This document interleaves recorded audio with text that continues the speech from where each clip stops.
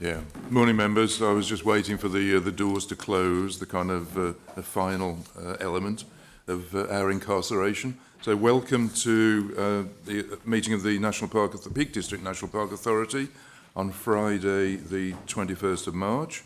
We go straight into the agenda. I've had apologies for absence from Becky Woods, Charles Greaves, Andrew Hart, Bill Hanley and Dermot Murphy. Does anyone bring any further apologies for absence? If not, thank you. We'll move on to minutes of the previous meeting held on the 7th of February and those on the 14th of February.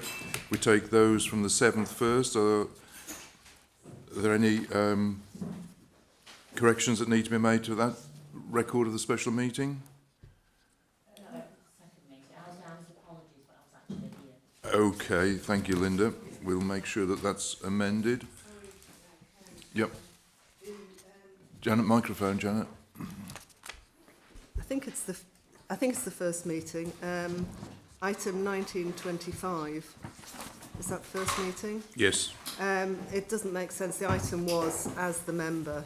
Yeah. There's a word missing there. Yeah, there's a word missing. I noticed that but forgot.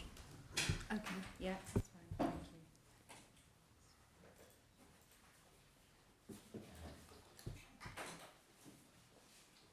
I think it was the item was withdrawn. Yeah. So we'll certainly get that amended in the final copy. So thank you for that. On that basis, can I have someone move those? Ginny, thank you. Ken, second. All those in favour of accepting those minutes? Thank you, members.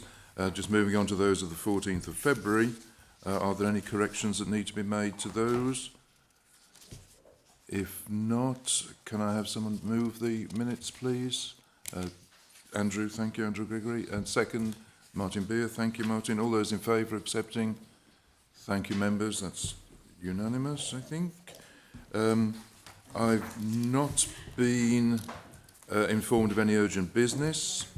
We'll move on to item 4, members' declarations of interest. Are there any declarations that any member wishes to make? If not, thank you. We move on to item 5, public participation. I've not been informed of any public participation, so we can move on to agenda item 6, which is the chair's briefing. Since our last meeting on the 14th, I have attended, for example, on the 13th of February, well, it was on the 13th, the day before that meeting, the Derbyshire Makes launch at Carsington Reservoir, and the new headquarters of the jewellery firm, which was launched by, amongst others, Barry Lewis from Derbyshire County Council and input from James Beresford, our Deputy Chair, in a different role, wearing a different hat. I can't remember for the life of me which hat. James, forgive me.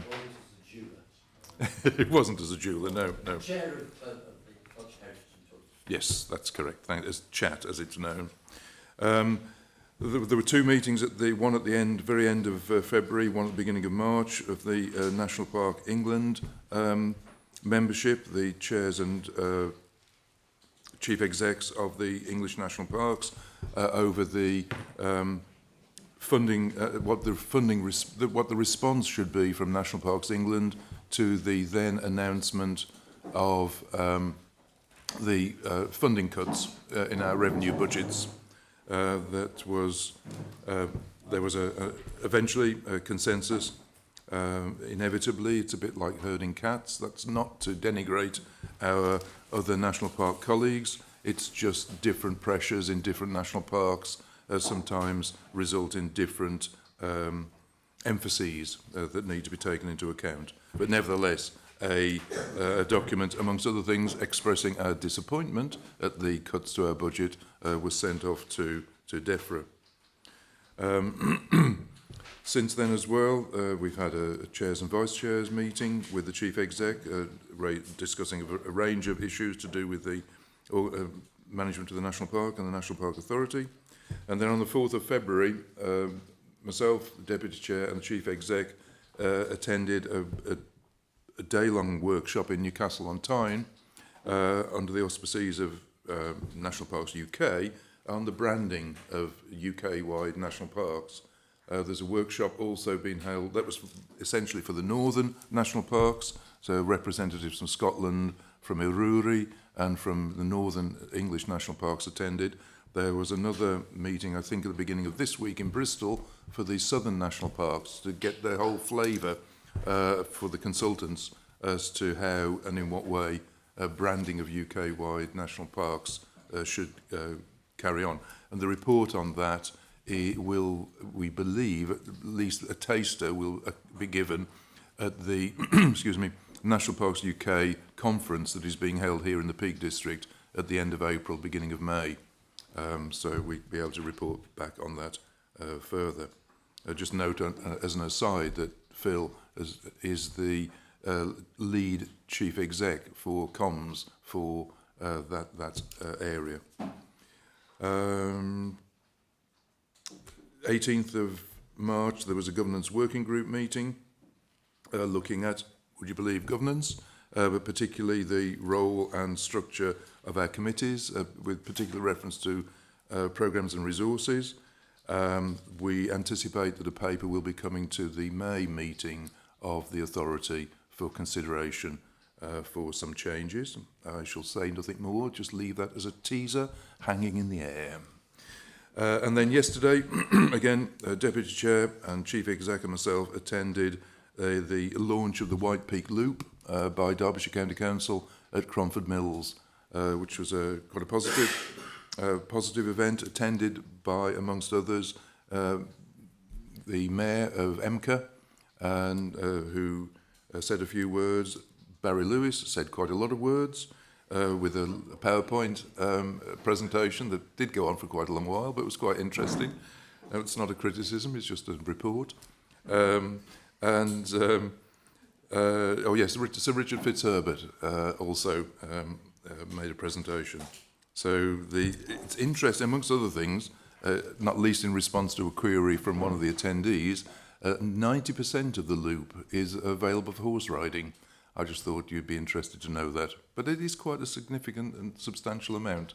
I put that in for James's benefit because he's so interested in horse riding. That concludes my my chair's briefing. Thank you, members. If we can, there is one other thing I've been asked to inform you of. The next National Park Management Plan Partnership Group meeting has been scheduled for Friday the 6th of June here at Alden House. This is an annual meeting which brings together leaders, chief execs and senior representatives of our most significant partner organisations.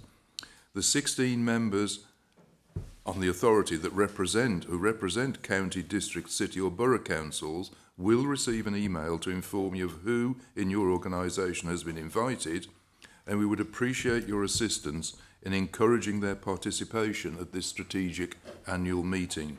The invites are aimed at chief exec and leader level, but that doesn't mean, of course, that chief exec and leaders will attend. They may well delegate, but you will receive that email. We just ask you to poke the relevant person with a reasonably sharp stick if you felt that was appropriate.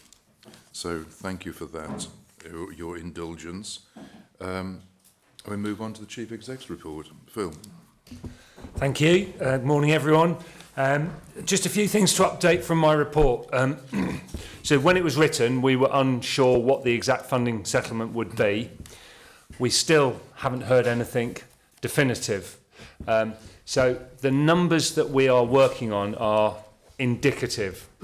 What we're looking at is an indicative. What we're likely to get is about an 8.5% cut to our revenue for the year ahead. Okay, there is extra capital money available, so the revenue's really being squeezed. It's likely that that's going to be the same percentage cut for all English national parks. We don't know, it's not actually finally been decided, but that's what we're assuming. So all English national parks are looking at a revenue cut of around 8.5%. Now, there is extra capital, so we're also likely to get whatever we're cut, which for us is about £600,000. We're likely to get that £600,000 replaced as capital. And we can't obviously do the same things with that. There is then on top of that an additional big chunk of capital that's probably going to get divided equally between the 10 English national parks. So that might be another 1.1 million of capital that we might get, which would need to be spent in the year ahead, and it's one-off. So, you know, that's good news, obviously, but there are, you know, not restrictions, but there are, to spend capital in year from a standing start, you know, there is a challenge with that, and it doesn't replace the revenue loss. But, you know, we're looking at what the opportunities that's going to give us. And that is, at the moment, there are things government would like to see happening with that capital, which include nature, 30 by 30, contributions to that. But it also does include helping kind of counteract the revenue loss, so doing things that can generate money, so invest to make money. So, you know, we're going to be looking at that. There has also been funding offered to all 10 English national parks for their membership fee or contribution to their membership fee for National Parks England. So this is very good news, because it should allow the 2 English national parks not in National Parks England to rejoin, and that will give us a much stronger collective position and collective voice. So that's good news. We know that FIPL has been given extra money for the next year, so that's really good. We're getting the largest FIPL allocation again, I believe, so that's fantastic. We've got the staff there now, and now they've got money to allocate as well. There may even be an opportunity to take some of the FIPL revenue and swap it for capital and give the authority a little bit of revenue relief. We don't know yet for sure, but that's being looked at. And this has come at a time when we know that the Sustainable Farming Initiative in the last week or so has been put on pause effectively for new applicants for now for farmers. So it's a difficult time, a furthering of the difficulties for the farming community and some of the environmental outcomes we'd all like to see there. There has been a date set now for a round table with the Minister for Nature and National Parks, Mary Craig. So we now have a meeting at the end of this month. That's the English National Park Chief Execs roundtable with the Minister in London. So that's excellent news. Obviously, we'll be talking about funding. They're putting on the table the governance reforms issues. So we had the last authority meeting, a discussion with officials from DEFRA on that. That'll be interesting to hear where their thinking is at now at the roundtable. So that's good news. And just a couple of other things. I did an hour on BBC Radio Derby this week, which was really good to take calls and questions coming in from the public. That's building on the roadshow. So that was a positive thing this week, it felt. And then last night we were at the Tourism Awards for the region, and we had Millersdale, our accessibility work there, the Changing Places and other accessibility works. So he came away with a silver award for that, which is fantastic. That was a good investment, combination of funding from the foundation, the authority, the shared prosperity funding, was it, or the levelling? Yeah. So it was a good joint project, and to get recognition across the whole county was very good. So that's it, Jim. Yeah. Congratulations to all those involved in that. But just for members' benefit, you may or may not be aware, I can't remember, going back to the governance issue, you should recall that in the past, members who have finished their second 4-year term have on occasions been put forward for an extension for a further 2 years, even though the regulations suggest that has to be in exceptional circumstances. It has usually gone through NEMCON kind of thing. This time round, government has refused all extensions for national park authorities and national landscapes as part of this review of the governance, on the grounds that there were no exceptional circumstances in any of the national park authorities or national landscapes. It does mean that our one request for our deputy chair, James Beresford, has been refused. So James will finish his term of office, as it were, at the end of end of June this year. But that's for the future. But just to bring folk up to date, really. Ginny. Yeah, it was a question on the rebranding at a time when finances are so tight. I just question the cost of rebranding and where is that coming from? Is that coming from one of the extra pots of money that might be available? Thanks, Ginny. Yeah, it's not rebranding, it's defining our brand proposition. So it's what are the key messages we want to be saying. So it's not like a logo change, it's not a name change, it's nothing like that. It's come from National Parks Partnership being very successful at going out and getting kind of big corporate deals. But from when the last kind of branding proposition work was done, the whole landscape's changed, the funding opportunities have changed, the agenda's changed, nature's higher up there, wellbeing's higher up there. And the previous kind of branding work was really talking about the visitor proposition. And what National Parks Partnership need is kind of what are the things we're saying now collectively as 15 national parks, what's the core message to then go and essentially get kind of deals over the line and talk to policymakers as well. But so that's the work that's happening. It's a refresh of that. And the money for that is coming from the UK comms budget. So every park chips in £8,000 a year. And then National Parks Partnership, National Parks England chip in. And we've got some spare funding from that because the director left and we're kind of covering without the director of that at the moment. We're using money that's already there to get an agency to help us with that. Okay. Ken Rustage. Yeah, thanks, Ken. Just a quick question to Phil. With this one-off £1 million, which was good news, have you got any sort of top-line ideas of that? Because it's got to be spent within the financial year, which often happened. Any sort of top-line ideas how you could beneficially spend it? And then just another quick question, caveated. What was the date of that for the chief executives and council leaders? I just didn't get it down because I'll chase mine for what it's worth. I shall have it here. 6th of June. Thanks, Ken. Thanks, Okay. Phil. Yeah, so we are looking at what we would use that extra. If the extra capital is confirmed, what are we going to do with it? Well, we've got an existing capital programme, so we could use the new capital to fund some of the stuff that the authority's capital was going to fund, and then our capital would remain in place for doing either other things or doing more things on the programme, bringing them forward. But I'm particularly keen to look at what opportunities are there to spend that money in a way that will generate revenue, because we don't know the 3-year settlement yet.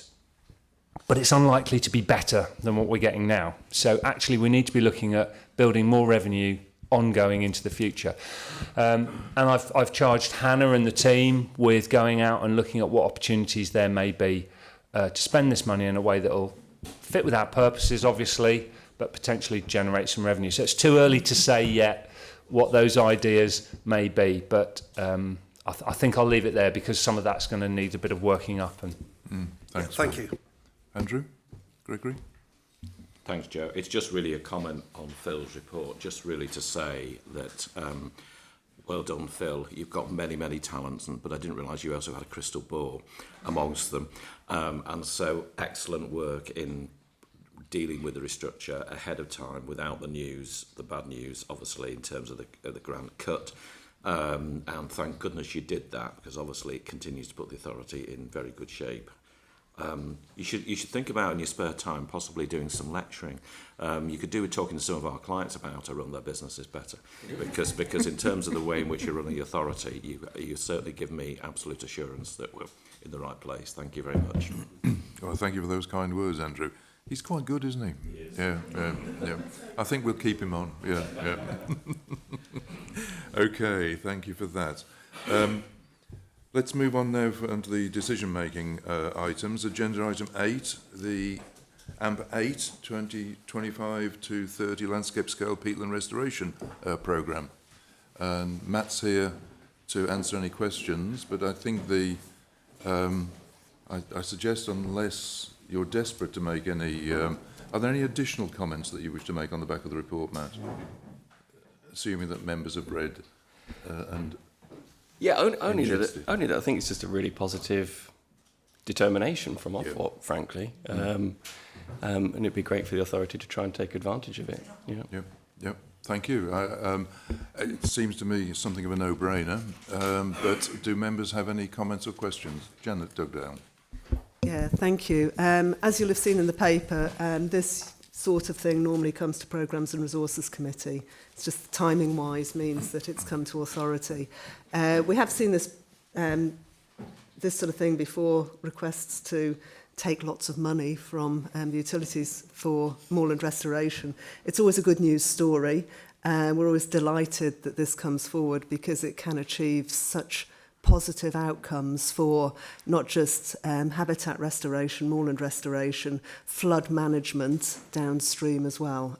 So it really does positively impact everybody. When we have these discussions at Programmes and Resources, two things come to mind. One is is it full cost recovery? And the answer is yes. And the second is, do Moors for the Future team have the resources to deliver? And the answer is yes. And they have shown in the past through delivery that they are capable of scaling up. So I'm very supportive of these recommendations. Would you like to move them, Janet? I can do, yes. Well, I'll thank you move the very much. recommendations. Jenny seconded, thank you. So any other comments or questions from members? Ken Rustich. Yeah, just a point really, I strongly support this. I think, there's a multitude of issues, not least flood management. As one of the other authorities I sit on, somebody's talking about floods over, it's actually in Ian's area. But anything like this is going to be very good for the future. Thank you. Thank you, Ken. Anything else? Ken Richardson. Yeah, we've looked at Moors for the Future on the Budget Audit Committee, and we're really impressed. So I'm convinced that this money coming forward is in safe hands. Thanks, Ken, for those supportive comments. If there's nothing else, the recommendations have been moved and seconded. All those in favour? Any against? Any abstentions? That's unanimous as far as I can see. So thank you, members. And we can move on to... Box Authority. Yes, thank you, Matt. Sorry, I didn't mean to ignore you. No. If we can move on then to agenda item 9, the Treasury Management Strategy and Capital Strategy 2025-26. And Emily is joining us for this item. And Gemma, do beg your pardon. It's, in Sinead's absence, Gemma is joining us.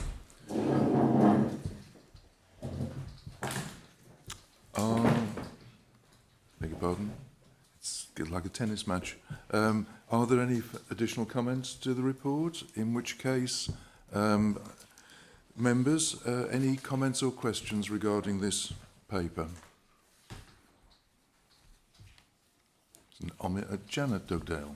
Yeah, sorry, it's me again. There was a lot in here. There was a lot to absorb. And I think unless you're a finance person, it's quite difficult to pick through it. However, I do have a question from it, which relates to North Yorkshire, who I notice manage our investments as part of their bundle. I notice it's up for, the service level agreement is up for reconsideration, I think, next year. What are the plans? Are we just going to continue, or are we going to undertake some sort of evaluation to decide whether we're still getting best value for money or the best investment outcome from being with them? It's a fair question. I think it was raised this time last year by Simon, and I think the answer then was that it would be up for review rather than going straight on. But I'll leave one or other of my colleague officers to... Yep, so it will be up for review. So that's the opportunity to bring in the comments that we had, I think, this time last year around the climate change and checking in terms of where our investments are going, that they're not adversely affecting that. So we will go through a tender process to secure.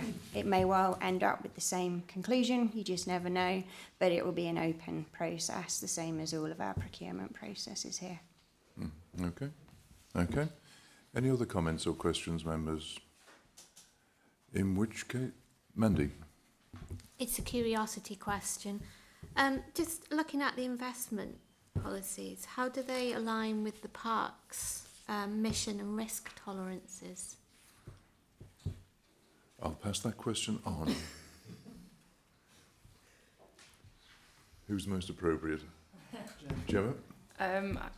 I know that it is kind of in line with it's low risk, basically. So in that sense, it is kind of in line with our risk strategy, I believe. Yeah, it seemed very low risk. And Yeah. is there any appetite, given the current financial situation, to increase that risk appetite? I guess that would be something we'd consider next year for the tender process. I think it would probably be factored in because we are predicting a kind of reduction in our investment interest income in our medium-term financial plan. But I think from, again, I'm not going to attempt to find the relevant section, but there is that element of dealing with local government finance that requires it kind of secure approach, and that it's the bottom of the list, I think, of 3 is maximising income return. It's ensuring that there is adequate cash flow, adequate reserves, and that the organisation is an ongoing concern rather than, as I say, maximising the return, taking risk effectively. I think that's a fair comment. Yeah. And then the other question, if I may, with it being outsourced to North Yorkshire Council, how do you ensure it's aligned to the parks, sustainability and environmental requirements and strategy? Yep. So that will have been in the original procurement process when we acquired that as our strategy going forward. We determine what criteria we are in effect marking against, so that should have been part of that thinking in terms of that process from the outset. Okay, and I think that will obviously loom large in the new, in the pending procurement process, yes? Yeah. Ken Rustage. Yeah, I mean, just I welcome that it's on low risk. I mean, you notice that quite a number of councils have hit the Section 114, seems many in the south of England, none of them dodgy, but investing money in dodgy things. And of course, what's all over the media now is Birmingham for a different reason. You know, and I think, you know, as long as we're doing that and it's low risk, you know, I think we're doing a great job. Yeah. Thank you. Thanks, Ken.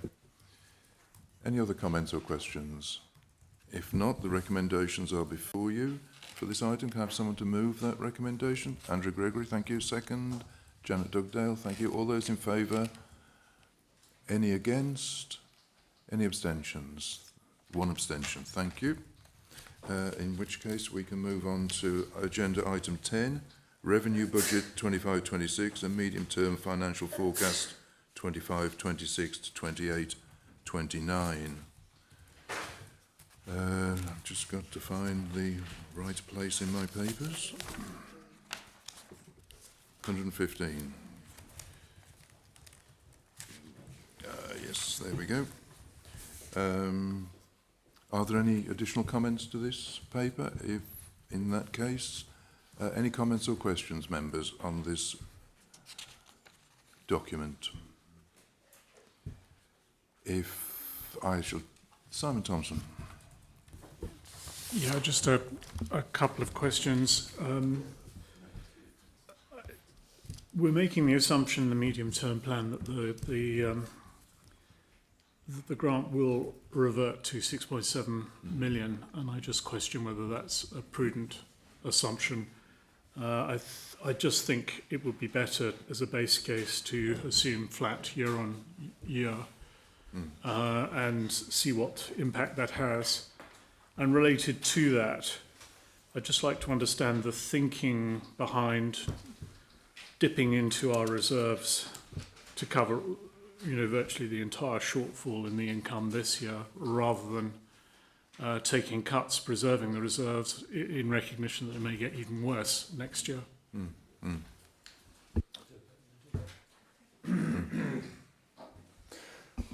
Yeah, so on the last point, dipping into reserves, so we are not expecting to fund the shortfall all through reserves. What we're saying is, if we have to, we do have enough reserves to cover that.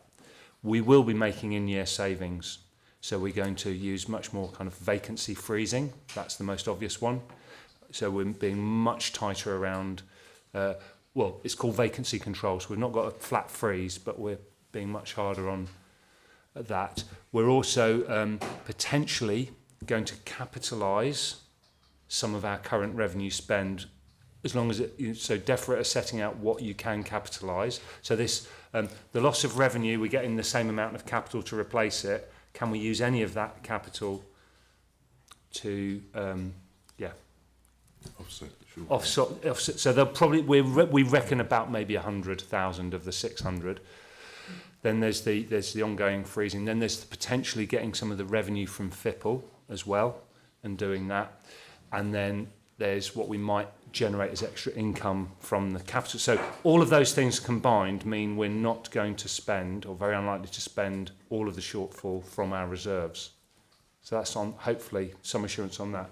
On the longer term, medium term financial plan, I think we all agree it's very unlikely to ping back up to where it was. But for today, we're really focusing on the year ahead, where we've baked in that 8.5% cut. We know we're going to need to do some work on the medium term financial plan, but we're waiting really to hear about the medium term settlement, or the 3-year settlement. So the comprehensive spending review is doing its work at the moment. That's going to report in June. I said April in my paper, but it's June. That's when the departments will get their allocations. Then there's business planning within DEFRA, where the bit for national parks gets agreed, and we're expecting to hear that more like autumn, possibly towards Christmas. So it doesn't seem worth making further cuts now until we know what that is, and we just feel we've got enough of a reserves position to get us through to that point when we'll need to make the bigger decisions. And it is because we are in a strong position, we've managed resources well here, that we have enough reserves to do that. There are parks that are not in this position. Do you want to add anything? Nope, I think you've covered it all. Thank you. Indeed.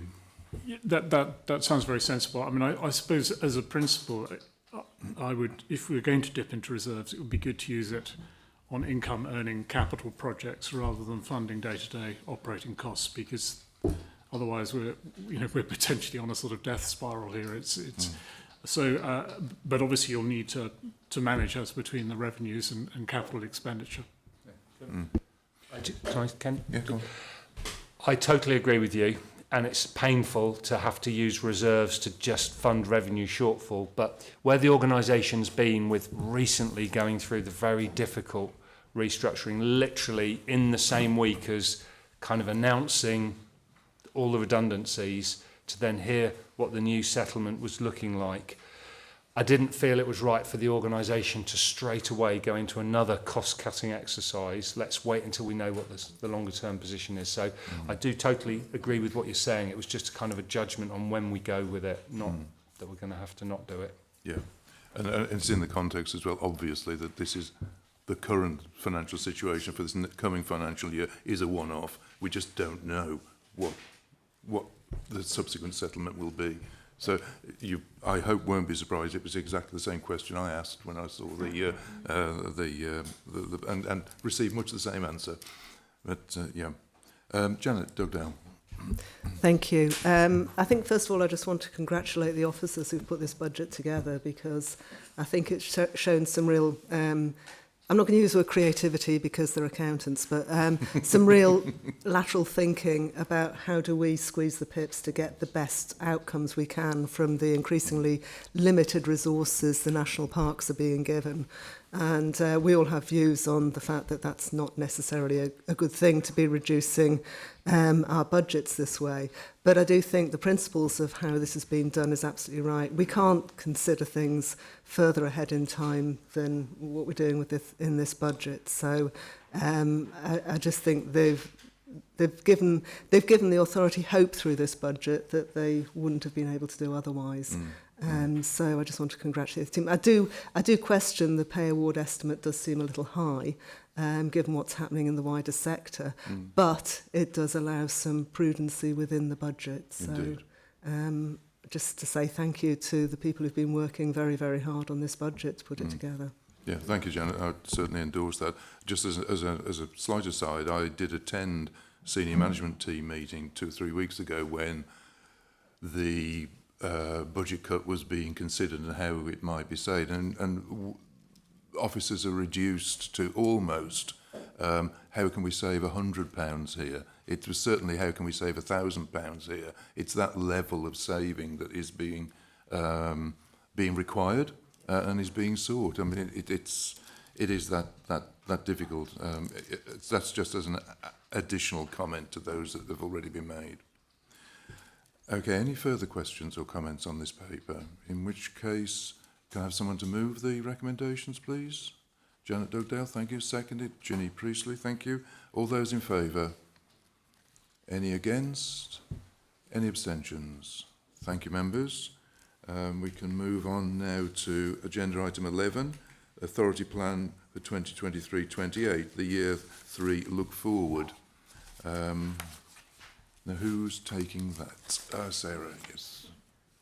There's going to be a slight waltz of officers. Thank you, Gemma.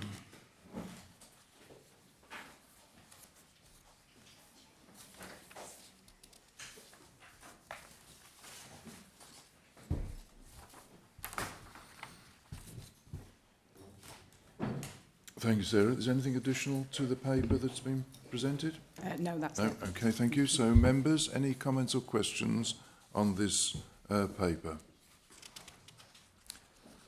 Patrick Brady. Thank you, Chairman.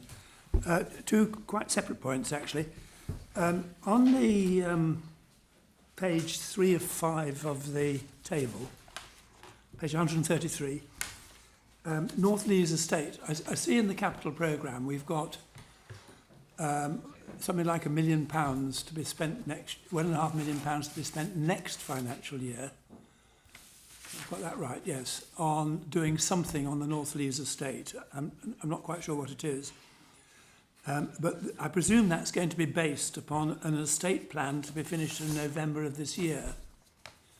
And then after that, presumably, there will have to be certain procedural things to go through before we get into that.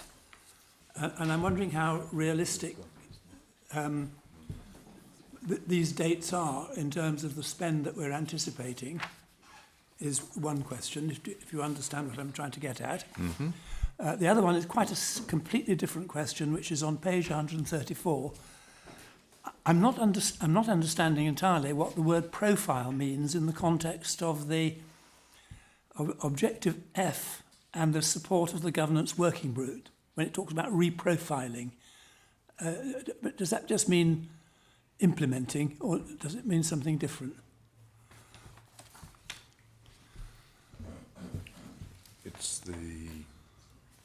Thanks, Patrick.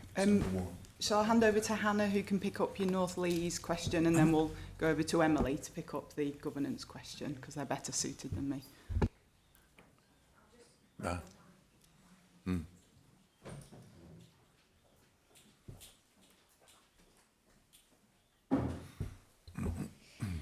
Yeah, thanks, Patrick. So with regard to North Lees and the monies that are in the capital budget, yes, there'll need to be an estate plan. That will absolutely be in place before any further decisions are made around the spend of that allocated number in the budget.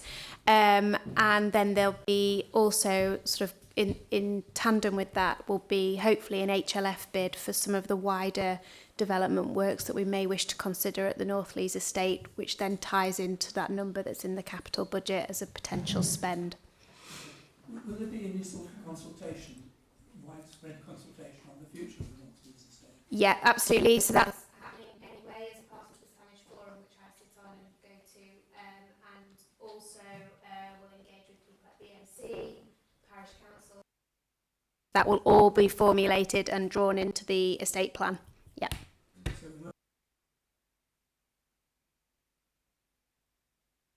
Okay, thank you very much. Thanks, Hannah. Emily, you're going to take Patrick's second question. Yep, so in terms of the wording of that reprofiling, that's talking about when the sections of the Constitution are going to come to authority for approval. Oh, I see. Because for the context for other members, the original timescales were agreed before we lost people in terms of resources. So as Patrick knows, we've talked about the fact that we now need to think through what are the more realistic timescales, and that delay in that has meant that actually some sections will come through in a different order than originally proposed. But that's all it is around the phasing for approvals so that we can do it as simply as possible. So for profiling, read timing. Yes. Thank you. Semantics is a wonderful thing. Thank you, Emily. Did you understand? James. James Beresford. Thank you, Chair. It's an observation, really. I think it's understandable why we might be getting vaguely depressed with all the budget cuts and so forth, and the restructures and so forth. So there's two things I wanted to say. One, a question really. Phil, within the context of all of this, is staff morale holding up? Because the second point is, we mustn't lose sight of the good work we can and we do. And I think that's reflected here in the authority plan. We are doing good work. We continue to do good work, and we will continue to do good work. All that is described here, I think, is laudable and shouldn't be overlooked in the light of the cuts, and more cuts. Thanks, James, for those positive words, reminders. Phil. Yeah, staff morale, it's been really difficult. Obviously, seeing that much change, that many colleagues leaving, many more being affected by processes that cause uncertainty. It's been incredibly difficult, and it's not just the people who are having to leave, it's their friends and people they work with alongside also affected. I think the whole organisation has been affected by that, and it's been really difficult, and that's kind of one of the reasons why I didn't want to launch again straight away into another process that would take us down. I think some things have also been hit by that. So some of the softer engagement-y wellbeing activities we do with the staff, they've kind of dropped off as well. You know, it hasn't really felt right to have some of those engagement type activities. People have been not going to them, understandably. You know, our weekly tea breaks, and you know, the kind of wellbeing stuff we do. So I think we do need to, now we've gone through this kind of wave, we need to get back into engaging with the staff and building the morale. And I think we're going to find out. We're about to launch our workforce survey. You know, this is the time of year we do it, so we will get a take on it there. There are a lot of things to be positive about, and in fact, we had a very nice moment a couple of weeks ago when Andy Farmer left, and we must have had 80 people in this room at his leaving, and it was, even though that was someone leaving, it was leaving for a really good reason, retirement after 30 odd years here, and I felt really a great feeling there. And if we can kind of encapsulate that feeling a bit more, and you know, in celebrating some of the stuff, we got an award yesterday, we're up for other awards. There's the kind of corporate volunteering we're doing, where we bring people together off site to do some practical stuff alongside each other. So there's a lot we do need to do, but you can't avoid the fact it has been low. And there is an ongoing uncertainty until we get that long-term financial settlement. But I think some of these exciting projects, some of the capital opportunities as well, will engage people. And not just that, there are things like the foundation bringing in new grants. When they bring in and land grants, that's a real buzz for the organisation as well. And other processes, so we're working on our Landscape Connections lottery bid. That's the biggest lottery money available ever. That's a 10 million bid. That's really positive, the work we're doing there, and I need to kind of find ways of feeding that into people. Okay, can I just come back briefly? Because I think we all, as members, have a responsibility in this too. A number of times I've been stopped by people saying, "Ooh, Peak Park's in trouble, more cuts, da-da-da-da-da." I think, you know, we really do need ourselves to act as ambassadors for the work that we're doing, and we can do, and speak up on behalf of the authority. You know, we have a role to play in that, and you know, I applaud what you're doing in terms of staff morale. It cannot be easy, but you know, I can't get over the fact that we've still got a great agenda to be delivering. Thank you, James. Matt Buckler. Yeah, it's looking through the authority plan programme. it's very much about the national park as a business. How does the management plan relate to it? Because if you were looking at it from outside, you would look at it and say, well, what are you actually doing? Because it doesn't say what it is you're actually doing. It's very much about how the National Park Authority operates. Yeah, thanks for that. When I started a couple of years ago, we had a complete plan that brought together the authority plan and the National Park Management Plan. And I believe, based on the way that DEFRA then wanted to use our grant and monitor our performance, we then ended up with half of a plan, the National Park Management Plan, which is a partnership plan, where we were going to be monitored on performance of organisations that we didn't have any control over. And so the decision was taken to separate the plans again. And so just by virtue of that, we've ended up with an authority plan, which is based on a lot of it statutory and the things that we can actually control. We align them as much as we can, and we reference them, and the new performance portals that we've got, we reference across to make sure that people understand how that's separated, but that's how it's ended up being. So not entirely of our choice, really. It's governed by the demands of DEFRA on a performance basis, and inevitably I think it does tend to look more like a business, which is unfortunate, but I take your point. Yeah, it's not the looking like a business, because I think that's a perfectly reasonable thing to do. But if you look at it, I think James has said about this previously. If DEFRA looked at this, they'd be looking at it and saying this is all about what you're doing internally.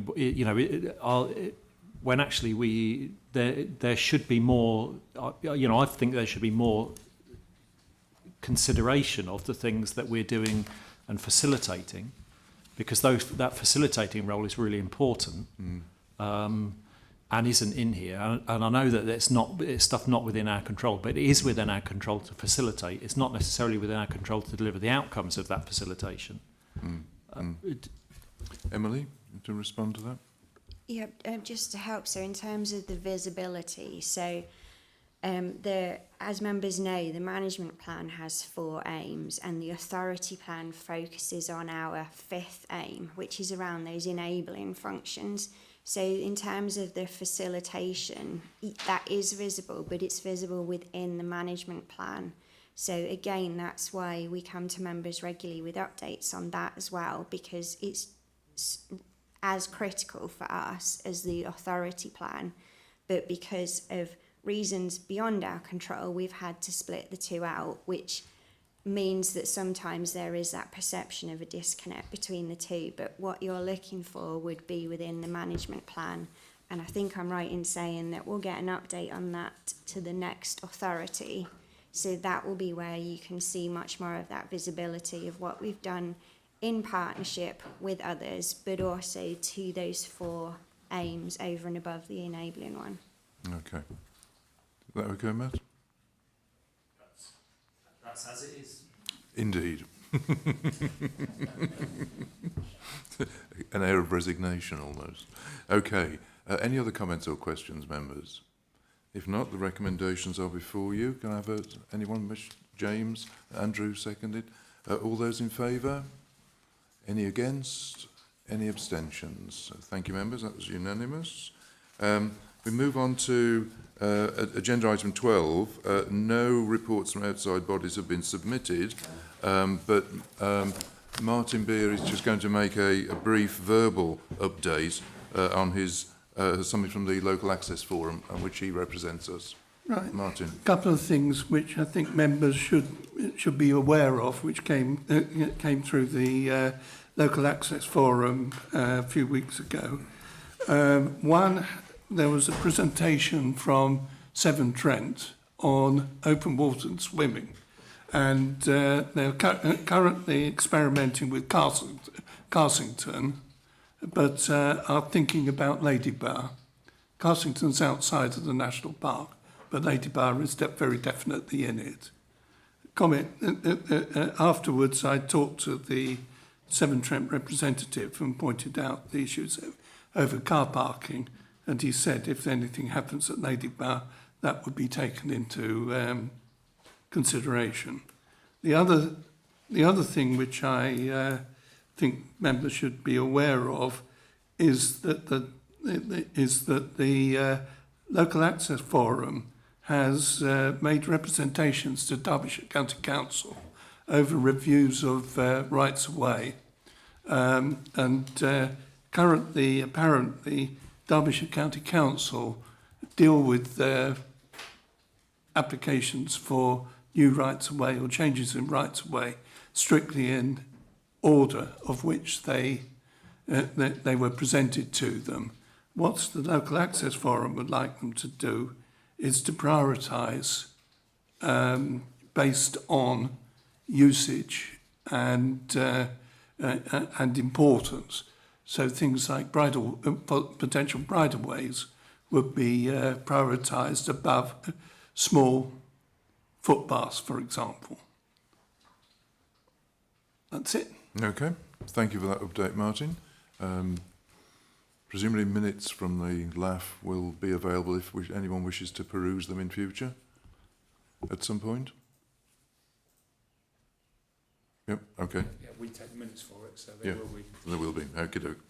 Okay, in that case, can we move on to item 13 on the agenda, report from Chair of Programmes and Resources, Janet Dugdale.